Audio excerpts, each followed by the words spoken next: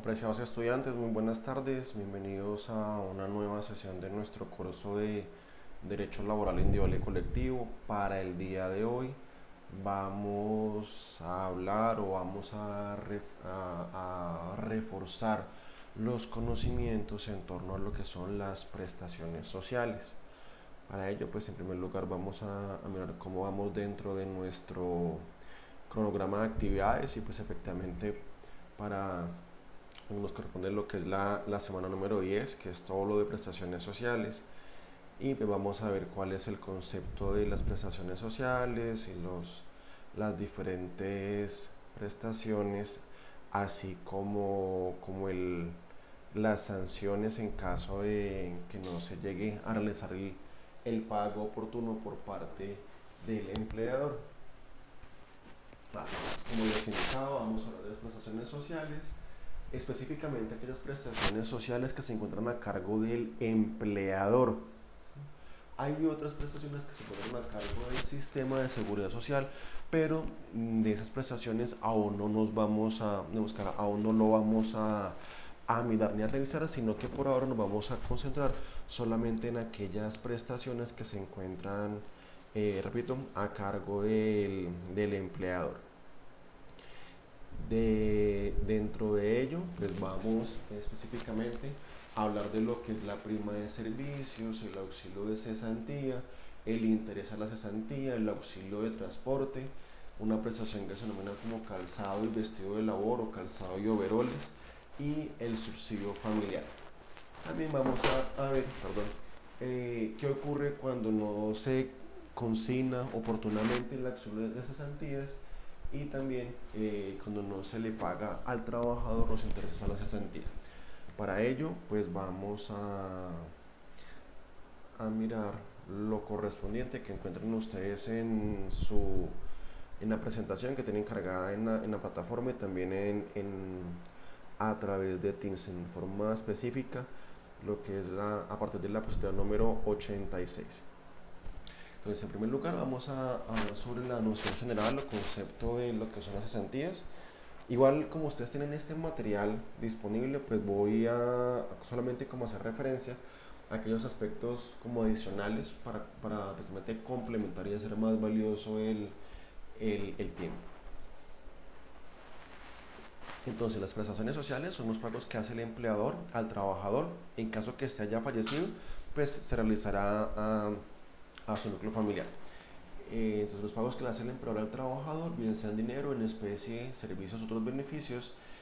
La razón o la causa por la cual el empleador realiza estos pagos es porque se encuentran establecidos en la ley, en un pacto colectivo, convención colectiva, contrato de trabajo, reglamento interno, fallos arbitrales, acto unilateral del empleador.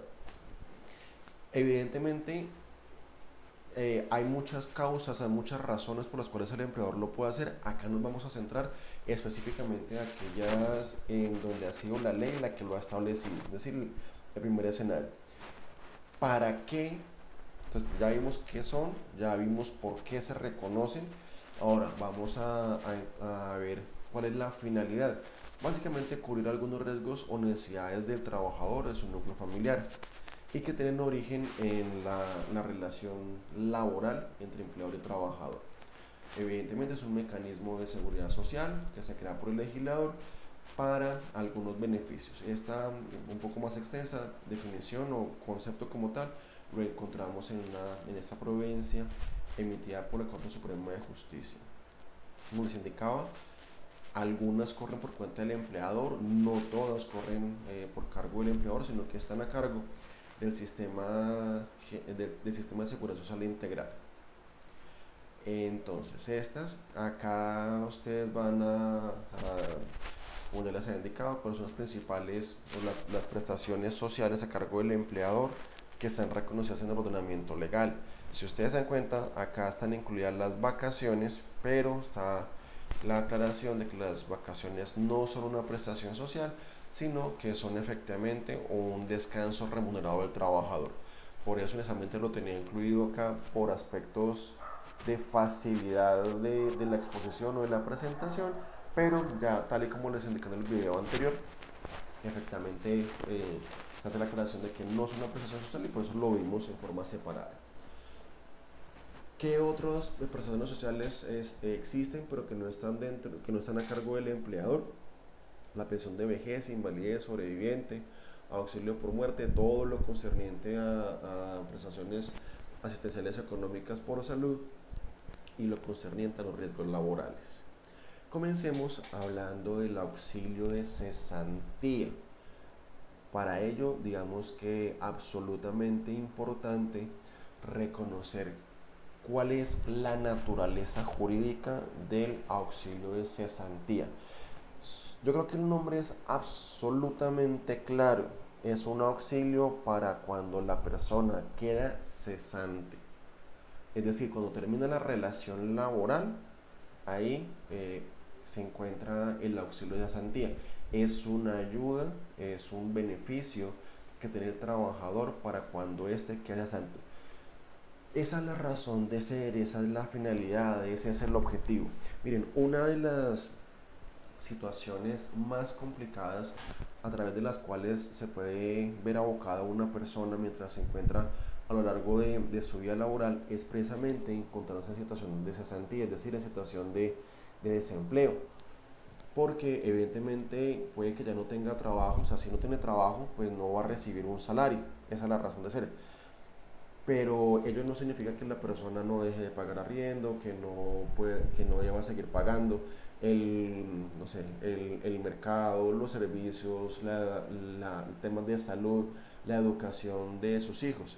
Entonces, esas son las situaciones más complicadas que puede atravesar o que puede sufrir o padecer una persona. Por eso, precisamente, es uno de los riesgos que está protegido también por el sistema de seguridad social.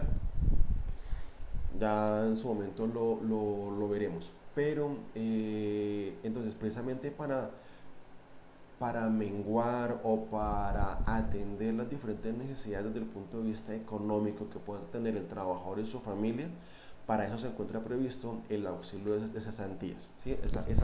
Creo que les quede muy clara esa finalidad, o sea, ese es el objetivo, esa es la razón de ser de esta prestación, de este auxilio.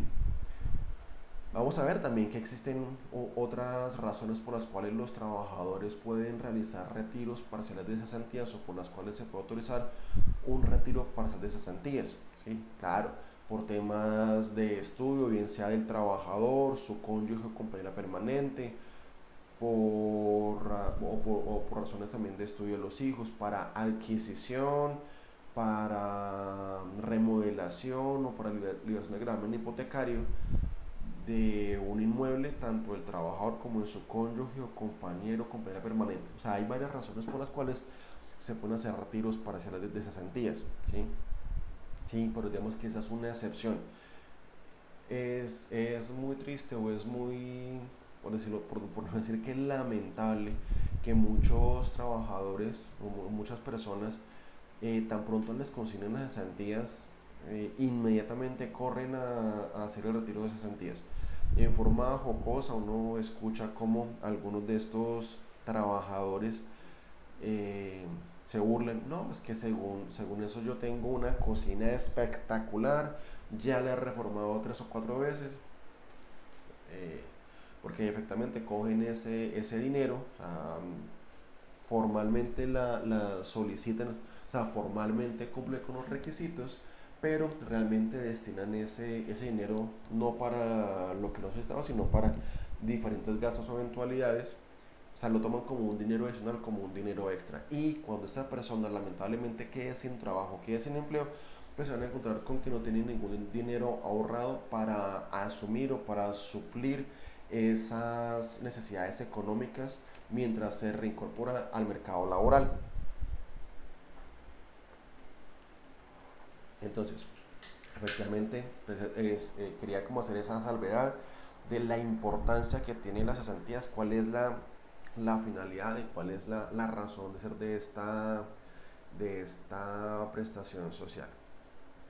Vamos, continuamos acá, digamos, lo paga todo empleador a sus trabajadores o herederos cuando termina la relación laboral y equivale a un mes de salario por cada año de servicio. Bueno, vamos a mirar el desarrollo legislativo. Desde hace prácticamente 85 años se encuentra consagrado en su ordenamiento jurídico el tema del auxilio de cesantía y pues ha tenido diferentes disposiciones. Importante, acá en el Código Sustantivo del Trabajo, ¿cuál era la disposición que se tenía? Y es que efectivamente a la terminación del contrato de trabajo, bueno, básicamente lo que les quiero indicar es que hay tres regímenes, uno que es el régimen tradicional, que es el de la retroactividad, al cual hace referencia a este artículo 249 del Código Sustantivo del Trabajo, otro que es el de la liquidación anual, que es el consagrado en la ley 50 de 1990, este que está acá, y que por eso comienza a regir acá, y también el de aquellos trabajadores que devengan un salario integral.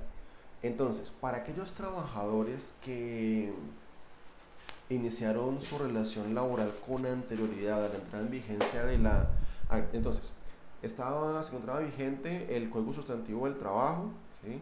Y la ley 50 del 90, digamos que modifica o cambia esta disposición para algunos aspectos. Entonces, esta ley rige a partir de los trabajadores que entraron a trabajar a partir del 1 de enero del 91, es decir, algún trabajador que haya ingresado a trabajar antes de, o sea, más tarde del 31 de diciembre del 1990, pues digamos que lo cobija este régimen.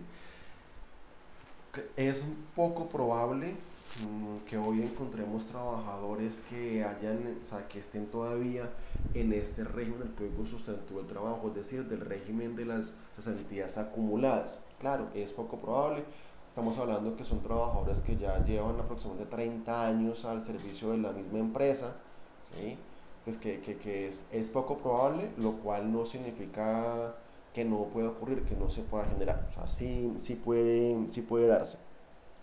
Ahora bien, en caso que un empleador no cumpla con su obligación establecida en el E50 del 90 de hacer las consignaciones anualmente, que ya hablaremos de ello, pues si no cumple con esta obligación, pues digamos que nos regimos por lo consagrado en el Código Sustantivo del Trabajo, es decir, a la terminación de la relación laboral, el empleador deberá pagar a su trabajador el auxilio de cesantías en los términos en que se encuentra establecido en el Código Sustantivo del Trabajo, que es lo que se encuentra acá. Equivale a un mes de salario por cada año de servicio. Entonces, si el trabajador lleva vinculado con, permítanme, si el trabajador lleva vinculado con una empresa 5 años y durante esos 5 años el empleador no ha cumplido con su obligación de consignar las cesantías de ese trabajador en un fondo de cesantías, pues entonces al haber incumplido eso, tendrá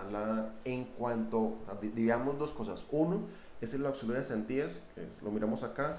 Ya dentro de un momento hablaremos de cuál es la sanción en caso de no haber cumplido con esa obligación oportunamente. Pero lo que les quiero hacer ver es lo siguiente. Eh, en ambos regímenes el monto va a ser el mismo, solamente que en el régimen del Código Sustantivo del Trabajo se indica que las entidades son acumulables o acumuladas y se pagan al finalizar el vínculo laboral, ¿sí? Entonces, si el trabajador lleva 5 años, su empleador no cumplió con la obligación de cruzar las cesantías, pues entonces le va a aplicar este régimen de las cesantías acumuladas, y pues le tendrá que pagar efectivamente el valor equivalente a 5 meses de salario. Recordemos que es un mes de salario por cada año trabajado. Luego, entonces, si trabajó 5 años, pues el trabajador tendrá derecho a 5 meses de salario. Eso en cuanto a la auxilio de cesantías. ¿Qué ocurre con los trabajadores que devengan un salario integral? ¿Sí? Que es el otro régimen. Pues que estos trabajadores que vengan un salario integral, dentro de ese factor prestacional que tienen estos, o sea, recordemos que para que sea salario integral debe el salario equivaler al menos a 10 salarios mínimos, debe existir un pacto por escrito entre empleador y trabajador, y además de ello debe pagar el empleador al trabajador un factor prestacional que no puede ser inferior al 30% del salario. Entonces, dentro de ese factor prestacional se encuentra incluido el auxilio de cesantías, ¿sí? Entonces, en este modelo tradicional es un modelo retroactivo que efectivamente las cesantías pues se acumulan todas y se le pagan al finalizar el vínculo laboral. Entonces, me devuelvo acá un poco y quiero que tengamos en claro que en materia de cesantías, sobre todo en el régimen que está actualmente vigente, que recordemos es el que se encuentra establecido en la ley 50 de 1990. ¿Sí? Entonces, dentro de esto vamos a encontrar que hay tres conceptos que son importantes. En primer lugar, vamos a hablar de la liquidación.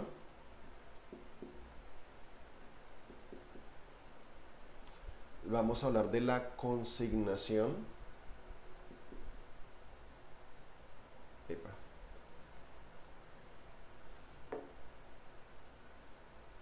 Y vamos a hablar del pago, o sea, liquidación de las cesantías, consignación de las cesantías y el pago de las cesantías. Para ello, vamos a utilizar acá, para que nos quede más o menos bonito, una línea de tiempo. A ver, entonces, digamos que este es el año 2019, ¿sí? Y obviamente acá encontramos el año 2020. Entonces, las cesantías se liquidan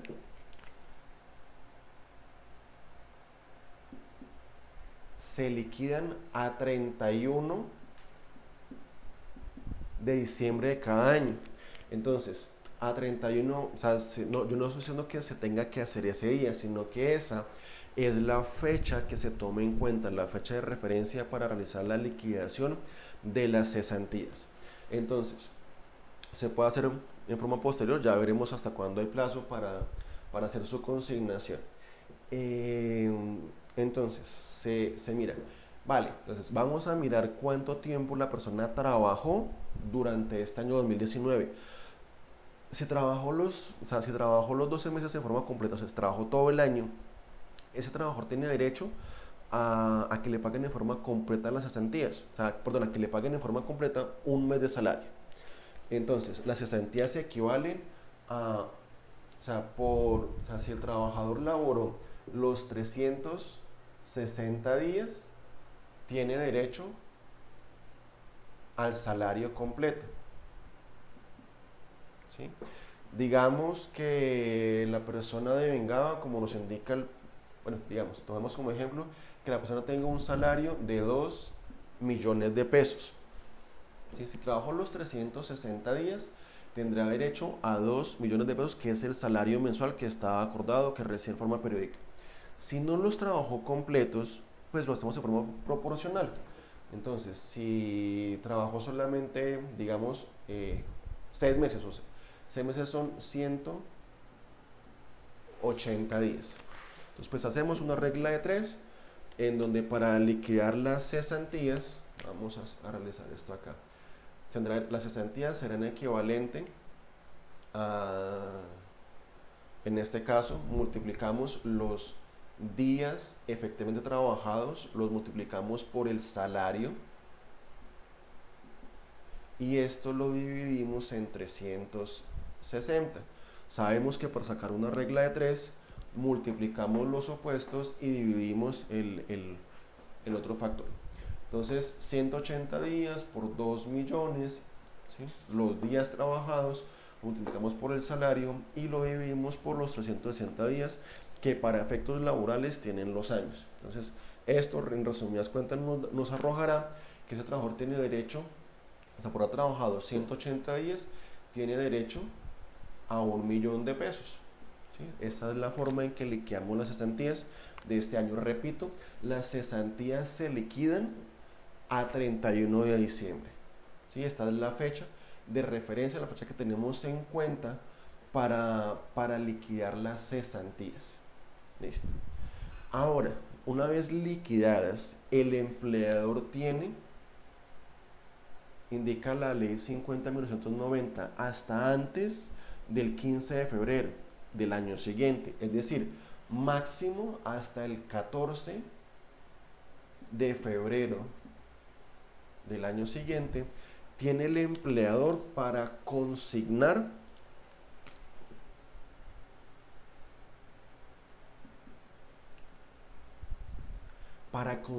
el valor que haya dado esa liquidación, que en nuestro ejemplo nos indicaba que ese trabajador tenía derecho a 1.000.000 de pesos por auxilio de cesantías. ¿Sí? Entonces, él tiene hasta el 14 de febrero para consignar esas cesantías. ¿En dónde lo va a consignar? En un fondo. O sea, la legislación establece qué requisitos deben cumplir las entidades para poder administrar las cesantías. Entonces hay varias entidades que son administradoras de cesantías. Entre ellas, una de ellas es el Fondo Nacional del Ahorro, y hay otras entidades que también usualmente administran temas de pensionales.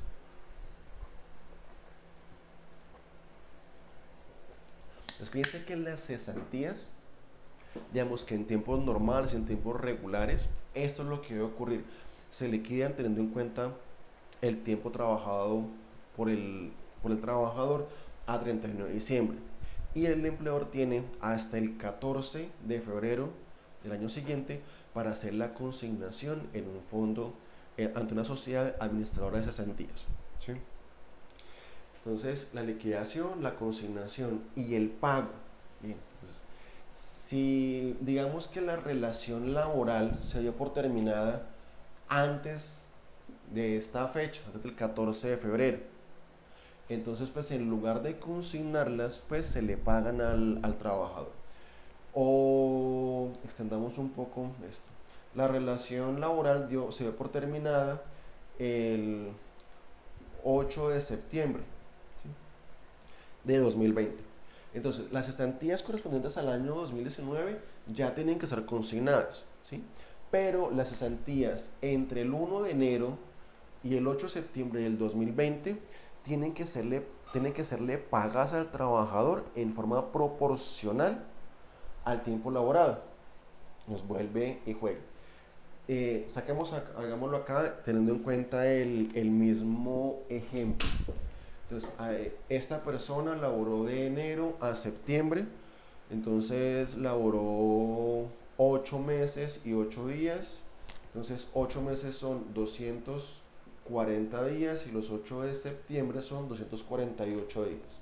Esto lo multiplicamos por el salario. Ya sabemos que el salario en el ejemplo que habíamos propuesto es de 2 millones de pesos y lo dividimos en 360 días.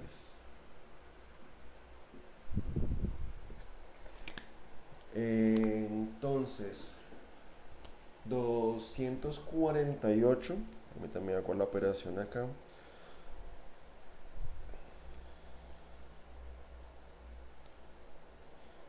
$248 por 2 millones, esto nos arroja 496 millones, dividido en 360 nos da un valor de 1.377.778, luego va a 7777.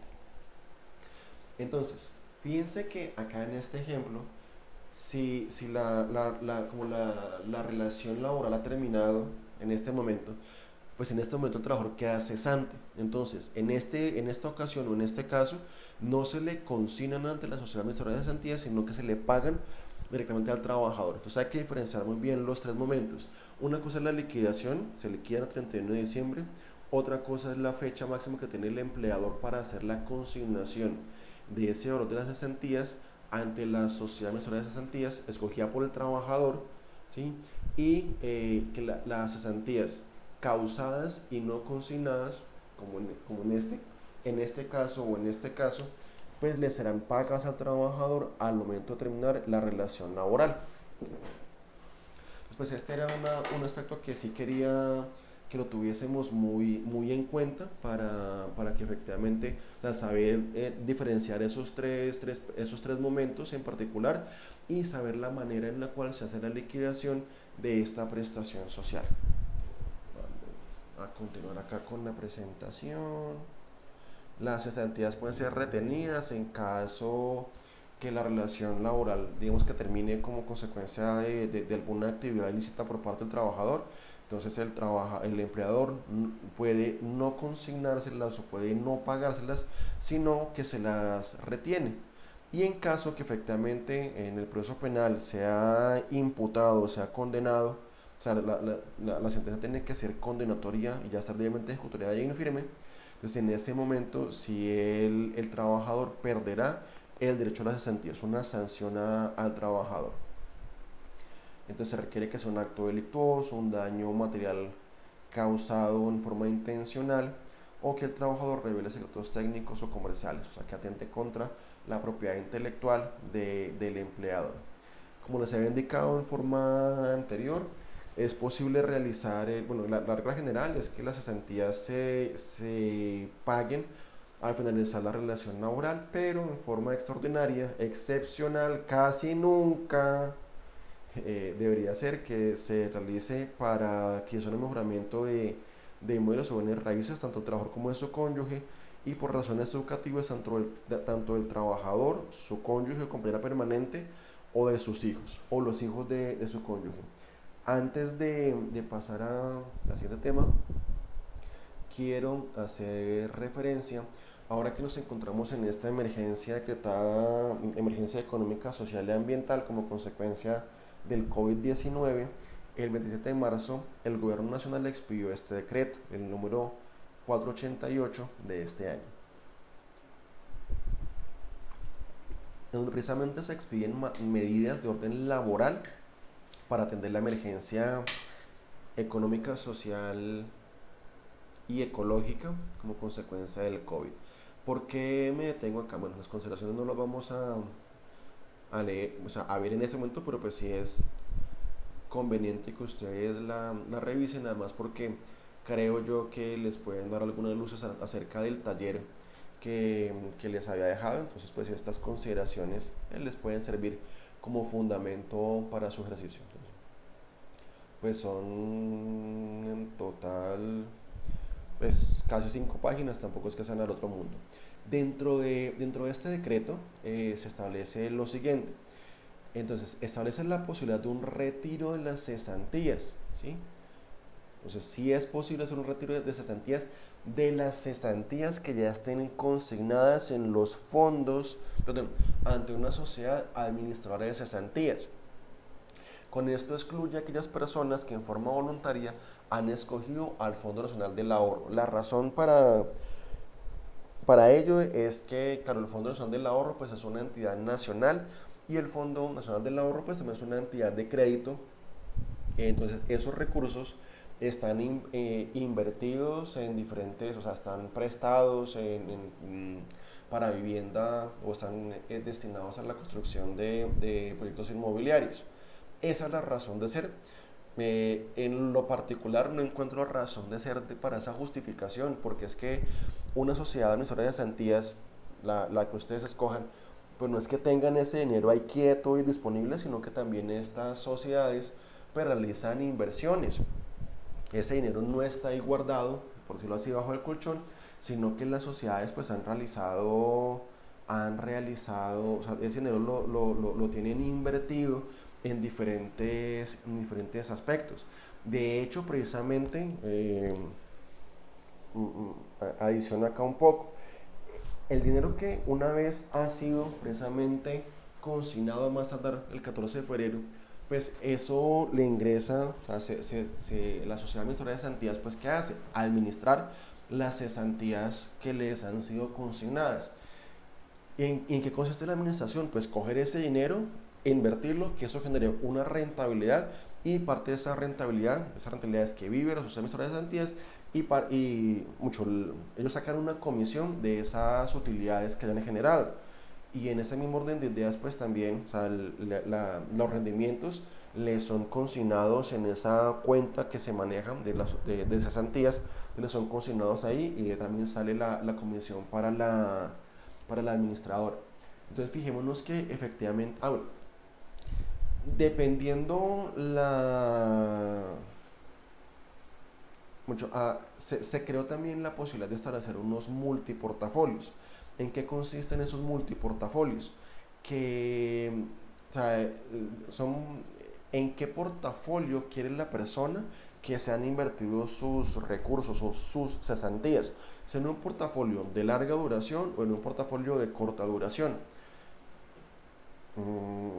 ¿Qué implica esto? Que si la persona, si el trabajador, pues considera que en un periodo corto de un año no van a estar las cesantías, no las va a necesitar, entonces puede solicitar, eso es voluntario del trabajador, o él puede escoger qué parte del portafolio, parte de sus cesantías sean invertidas en el de larga duración y parte en el de corta, o sea, él mismo lo puede establecer.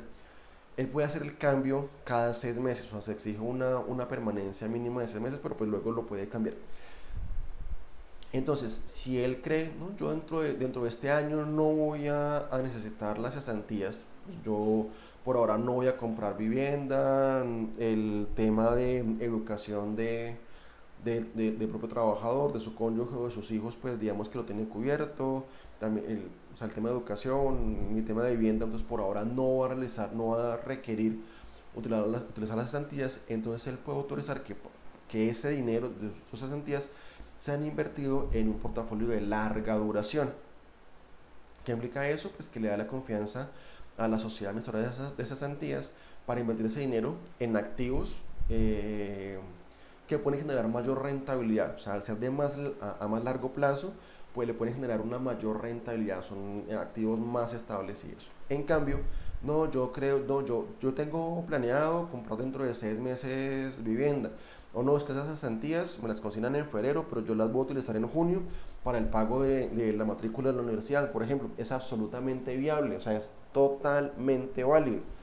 Entonces, como si las voy a necesitar dentro de un corto periodo de tiempo, entonces el trabajador puede solicitar que sean invertidas en ese portafolio de corta duración.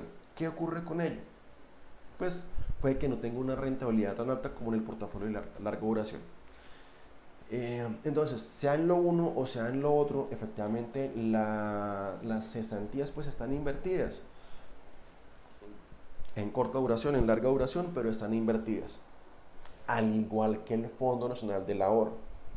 En esos días, pues, digamos que no, yo considero que no existe esa justificación para, ¿para qué? Para que este retiro parcial de cesantías se autorice exclusivamente para aquellas personas que están vinculadas a la sociedad administradora de cesantías diferentes al Fondo Nacional del Ahorro. Sabemos que la razón de ser cobija a ambos, o sea, a todas las sociedades, pero bueno, el gobierno lo decidió de esa manera.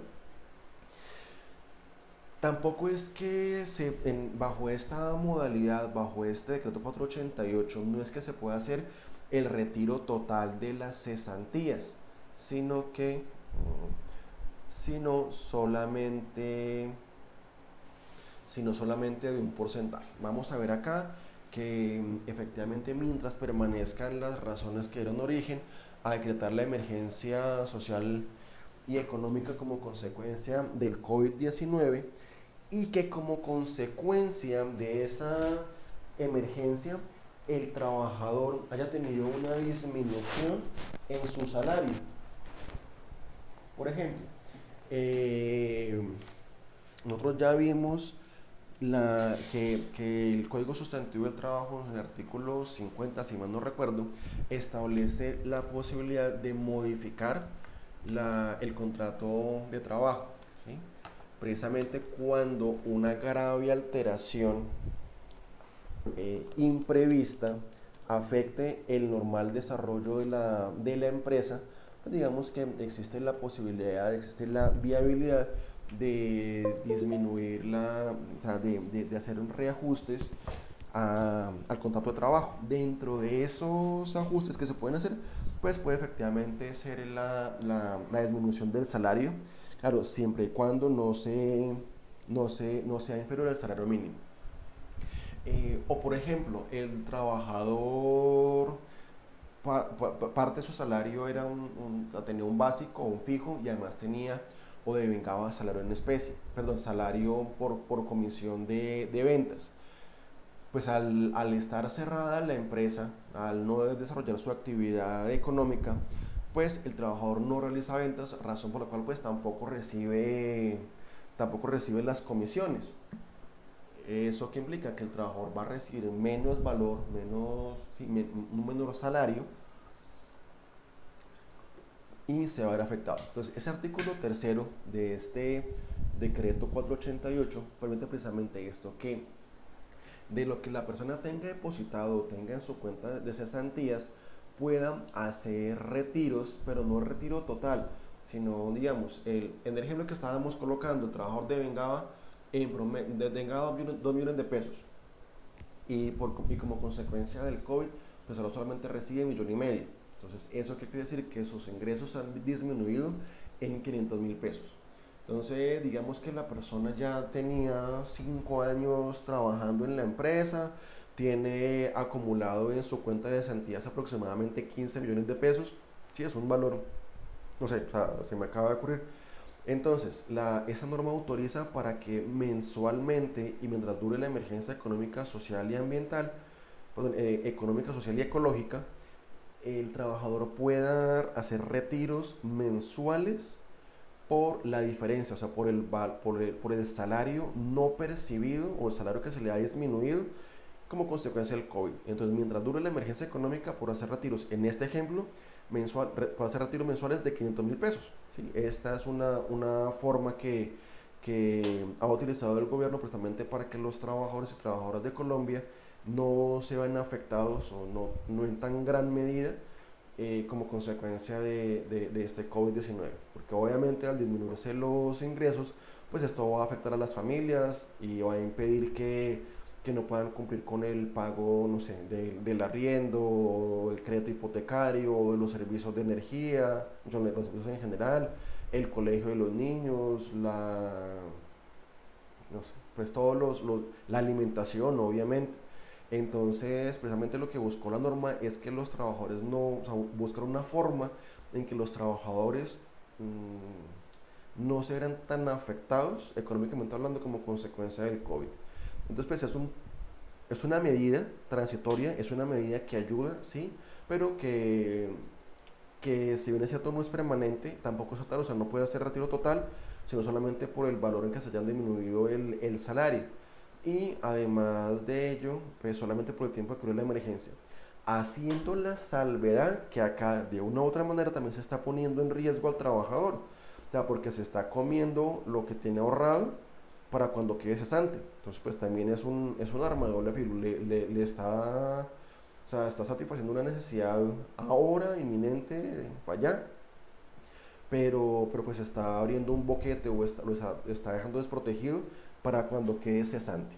Entonces, pues también es algo que debemos tener en consideración, pues que no, para no hacer un abuso de esta figura. ¿Sí? ¿Qué ocurre en caso que el empleador no cumpla con su obligación de consignar las cesantías a más tardar el 15 de febrero del año siguiente? Pues será merecedor a una sanción que se denomina sanción por no consignación. Está establecida en los artículos 90 y algo, creo que 91, 92 de la ley 50 de 1990. Esa sanción equivale a un día de salario por cada día de retardo. ¿Sí? ¿Desde cuándo? Pues, o sea, como tenía plazo hasta el 14 de febrero, pues entonces la sanción comienza a correr a partir del 15 de febrero.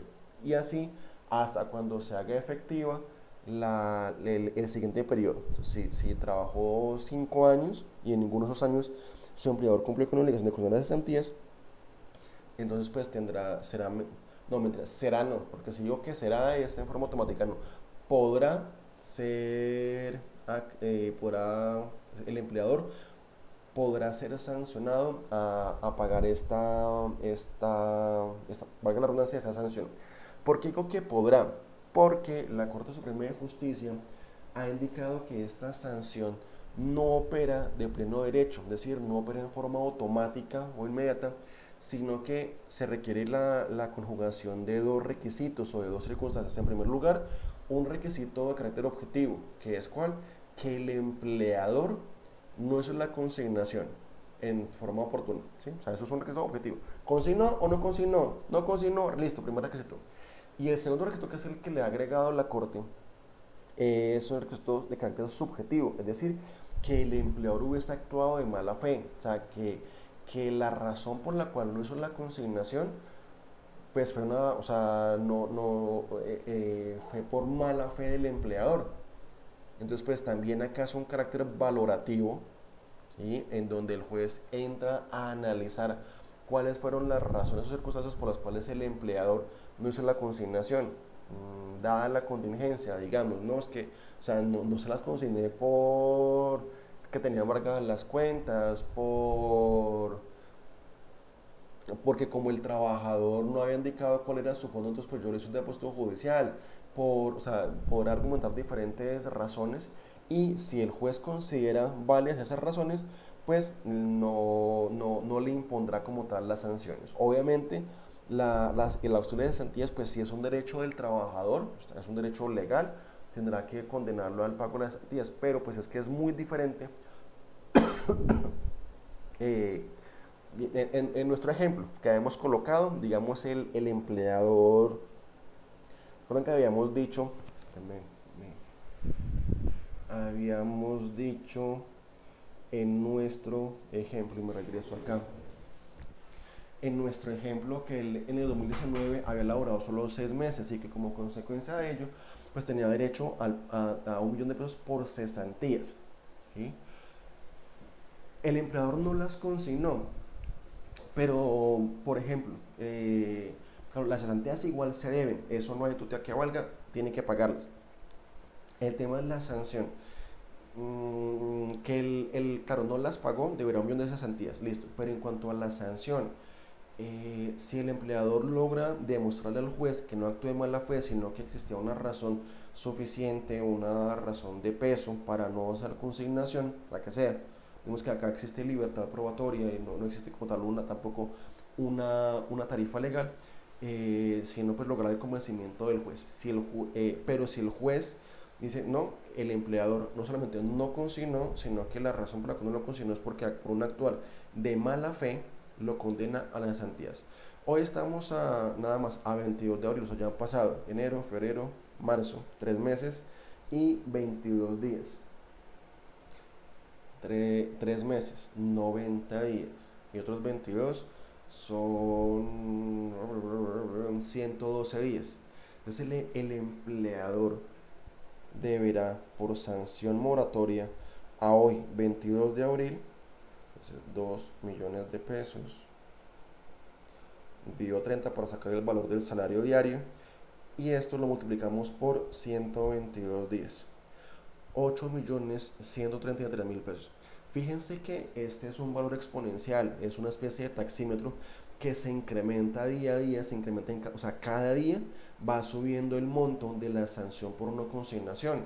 Entonces es mucho más cuantioso el tema de las sanciones, la sanción moratoria, perdón, la sanción por no consignación de esas cesantías que acabamos de ver, como también la sanción por no pago de salarios y prestaciones sociales que hemos visto en su momento en nuestras clases regulares.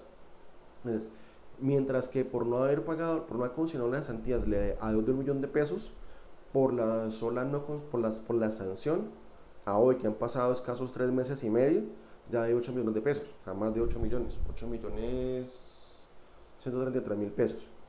Imagínense ustedes que el trabajador tiene X periodo de tiempo para reclamar, además para reclamar judicialmente hablando, además lo que dure el proceso judicial, o sea, eso tranquilamente puede pasar de 2, 3 años. Entonces, por la sanción por no consignación, se adeudará, o sea, ya no será esos 8 millones, sino que será muchísimo mayor. Entonces, el tema es bien delicado. Repito, obviamente se requiere demostrar la existencia de la mala fe. Acá sí, o sea, no es solamente, repito, no opera de pleno derecho, sino que toca demostrar que el empleador actúe de mala fe. razón también por la cual a su turno el empleador puede demostrar que no actúa de mala fe, sino que existió una causa o una razón justificada que le impidió hacer que le impidió cumplir con su obligación de consignar las cesantías ante la sociedad administradora de cesantías escogida por el trabajador, ¿vale? Aunado a lo anterior, digamos que otra prestación son los intereses a la cesantía. Ese es un interés que equivale al 1% mensual de las cesantías. Entonces, en el ejemplo que acabamos de ver, en donde el trabajador estuvo, o sea, por el año 2019, estuvo 6 meses, pues entonces a esa cifra que hemos dicho de 1.000.000 de pesos, tenemos que sumarle el 1% mensual. Y como estuvo 6 meses, pues es el 6%. En este caso, en particular, entonces, el empleador le deberá a su trabajador, le deberá 1.000.000 de pesos por cesantías, ¿sí? Y por los 6 meses que estuvo trabajando, entonces serán 6 meses de interés a la cesantía. Los 6 meses, o sea, el 6% de 1.000.000 de pesos, pues serán 60.000 pesos. Entonces, en este caso en particular, el empleador le da al trabajador 1.000.000 de pesos por cesantías y 60.000 pesos por interés a la cesantía. Estos intereses a la cesantía no se le pagan no se consignan como las cesantías, sino que les son pagados al trabajador directamente. Lo tenemos acá. Entonces, como los meses normalmente tienen 12, pues los años tienen normalmente 12 meses, pues por eso se habla de 12%. Que es también se liquidan en forma proporcional.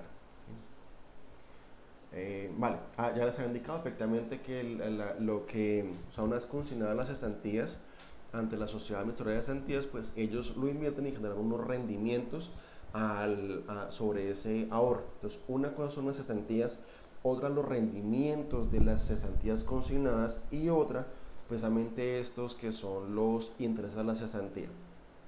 Estas cesantías, repito, se le pagan al trabajador en el mes de enero, o sea, del enero siguiente. Entonces las cesantías se liquidan a 31 de diciembre, el interés se le paga al trabajador durante el mes de enero y las cesantías como tal se consignan a más tardar el 14 de febrero. Si el empleador no le paga al trabajador las intereses a la cesantía, también será merecedor a una sanción, y es que le debe, o sea, debe doblar el interés a la cesantía. O sea, si nuestro ejemplo le debía 60.000 pesos por interés a la cesantía, pues le deberá otros 60.000 pesos por sanción por no pago de cesantías al trabajador, ¿sí? Esa sanción, digamos que sí opera de pleno derecho, por la razón es que no es tan alta.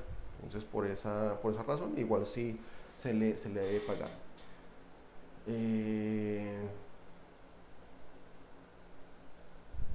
Bueno, esto pues también para que lo tengamos en cuenta. Otra prestación es la prima de servicios.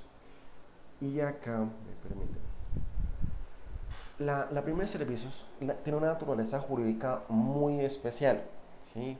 Ojo con eso, yo molesto mucho y soy muy enfático en algunos aspectos. Entonces, en este en particular es sobre la naturaleza, o sea, cuál es la causa, cuál es la razón de ser. No hablo del hecho generador, estoy hablando de la razón de ser de la prima de servicios. La prima de servicios es una ficción legal, es una especie de reparto utilidades de la empresa, o sea, del empleador con sus trabajadores. Es una especie de reparto de utilidades del empleador con sus trabajadores, ¿sí? Esa es la razón de ser. Eso, por ello fue creada, así fue concebida. Según establece en el artículo 306, equivale a un mes de salario. Lo que pasa es que se paga fraccionada en dos partes, la mitad en el último de junio y la otra mitad vamos a dar el 20 de diciembre. Obviamente que es una liquidación semestral, si no trabajó todo el semestre, pues se liquidará en forma proporcional. El salario, pues es el salario promedio, que haya tenido a lo largo, o sea, en caso de que sea un salario variable, pues será el salario promedio, ¿sí? Eh, la ley 1788 del año 2016 derogó mucho anteriormente, o sea, como les había indicado, la prima de servicios, su naturaleza jurídica es que sea un reparto de utilidades del empleador con sus trabajadores. Y como pues el hogar no, el hogar como tal no es una unidad económica, no es una empresa, no genera utilidades, entonces por esa razón los empleadores estaban exentos de pagar a los trabajadores de servicio doméstico la prima de servicios, ¿sí? Es una prerrogativa. Sin embargo, la ley 8, la Corte Constitucional con la sentencia C-871-2014 declaró exequible esta disposición, pero exhortó al Congreso de la República para que modificara ese ordenamiento legal o esas circunstancias legales y se le reconociera al servicio doméstico efectivamente la prima de servicios. El gobierno nacional, a través de esta ley 1788 del 2016, de julio, que si mal no recuerdo es 7 de julio, o bueno, los primeros días de julio de 2016, el gobierno cumplió, se expidió esa normatividad y en la actualidad pues también todo el servicio doméstico tiene también derecho a la prima de servicios, pues, solamente como desde el punto de vista histórico. La prima no es salario, no se computa como factor salarial. Cuando se pacta salario integral, pues dentro de ese factor prestacional o sea, se incluye, mucho, esta prima de servicios está incluida dentro de ese factor prestacional, ¿sí? También encontramos el auxilio de transporte, que básicamente es para aquellos trabajadores que vengan hasta los salarios mínimos, o sea, trabajadores que tengan o sea, trabajadores de bajos recursos, que entonces como son de bajos recursos, pues la idea es un auxilio, una ayuda para que parte de ese salario bajo que reciben pues no sea destinado, o sea, no sea gastado en movilizarse al sitio de trabajo, sino que pues por eso se le ayuda, por eso es un auxilio, una ayuda para que se pueda movilizar al sitio de trabajo. Entonces, digamos que hay dos requisitos. Uno, en primer lugar, que, que, el, que efectivamente el trabajador devengue máximo 2 salarios mínimos. Y en segundo lugar, que el trabajador lo requiera.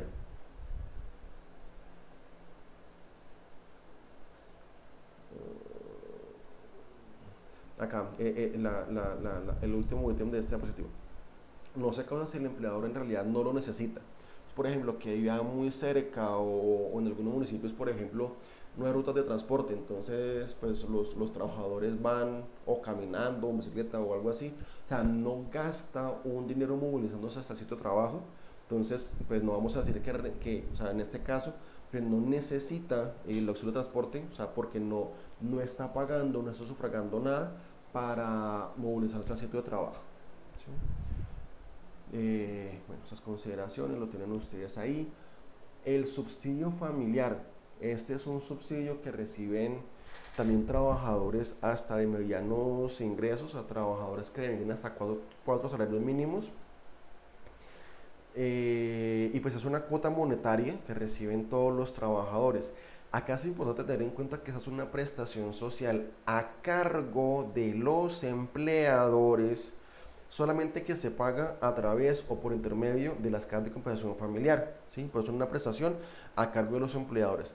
El monto de este auxilio monetario lo reciben primero los trabajadores hasta 4 salarios mínimos, que tengan hijos en edad escolar y... No, creo que esas son las dos condiciones. Está a cargo del empleador, lo reciben a través de las cajas, los trabajadores de menores ingresos. Ah, vale. Esta cuota la reciben este auxilio monetario lo recibe por cada hijo. Entonces, si tenía 3 hijos, pues recibirá 3 auxilios. Si tiene solamente uno, pues recibe un auxilio. Si no tiene hijos, pues no recibe este auxilio. El monto del auxilio ya dependerá de cada caja de compensación familiar, ¿sí? Pues cada caja es autónoma, pero pues digamos que oscila entre 30 y 35 mil pesos el monto de estos auxilios. No es mucho, pero digamos, si tiene 3 hijos, o sea, una persona que devenga salario mínimo, 870.000 pesos. Tiene 3 hijos, pues va a recibir casi 100.000 pesos, o sea, más del 10% de su salario lo recibe en este auxilio. El nombre pues es bastante peyorativo, o sea, es por la causa por la cual se recibe es por las cargas familiares, la carga económica que representa el hecho de tener familia. ¿Sí? Entonces, efectivamente alivia la carga económica que para un trabajador implica el sostener al núcleo, a la familia.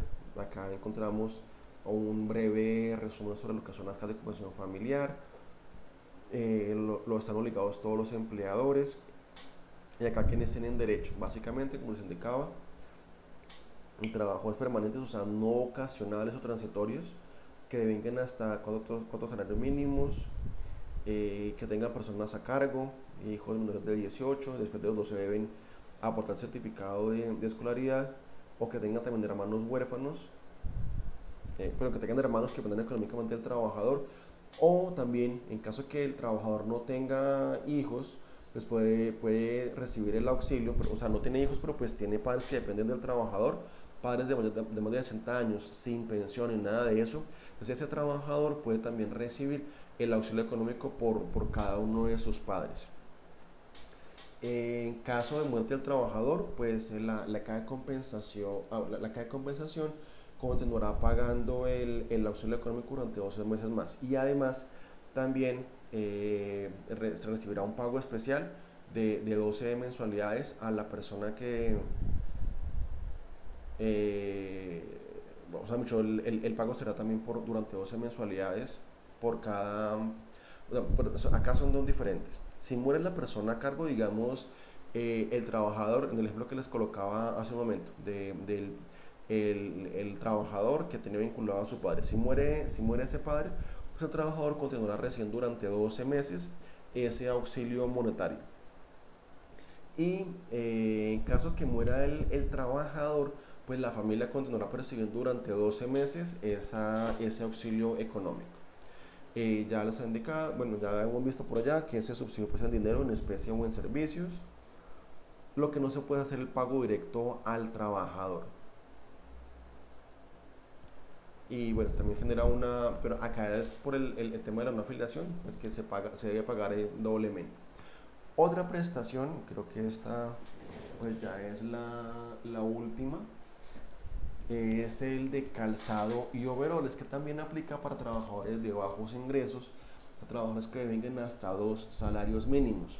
Entonces, también muy parecido al auxilio de transporte, también son trabajadores que devengan poco salario, y entonces la idea es que no gasten ese poco salario en la compra de vestido, o sea, de ropa y de zapatos para trabajar, sino que pues, precisamente compensar, o digamos, acá con esta prestación se contribuye a la situación del trabajador. ¿Sí? Esta es una prestación que son 3 veces al año, o sea, en abril, agosto y diciembre, el empleador le debe entregar al trabajador que deben gastar los salarios mínimos, le debe entregar una muda completa, o sea, o sea, por eso se habla de zapatos y overoles o calzado y vestido de labor. Obviamente, pues debe ser adaptado primero al clima, a la situación, a las condiciones geográficas, y además a la actividad propia del trabajador. No va a ser lo mismo un, digamos, en una serviteca, ¿sí? En un concesionario, pues los mecánicos deben tener una indumentaria especial muy diferente de la recepcionista. Pues obviamente esta prestación debe ser ajustada precisamente a la actividad que desarrolla el trabajador, ¿sí? Porque el trabajador está, eso sí, obligado a utilizar pues digamos, la dotación que le entrega su empleador. Bueno, vemos casi como cosas, las fechas de entregas, listo.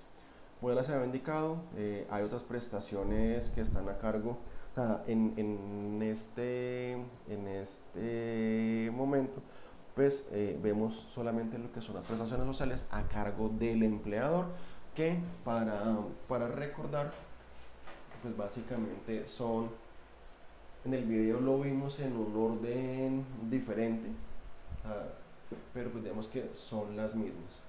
Entonces, las prestaciones sociales a cargo del empleador son la prima de servicios, el auxilio de cesantías, el interés a la cesantía, el auxilio de transporte, el calzado y vestido de labor o calzado y overoles y el subsidio familiar. Sí, esas son las prestaciones sociales que están a cargo del empleador. Repetimos que las prestaciones sociales son una serie de pagos que realiza el empleador al trabajador, en caso de su fallecimiento, pues a su núcleo familiar. La razón es porque, o sea, se da como consecuencia de la relación laboral. ¿Por qué lo hace? Porque está establecido en la ley como estos, pero también por convención colectiva, por pacto colectivo, por laudo arbitral, por está establecido en el reglamento interno de trabajo o por mera liberalidad del empleador. Esas son las causas por las cuales se puede reconocer una prestación social a cargo del empleador. Y la finalidad pues, es atender las necesidades propias del trabajador. ¿Sí?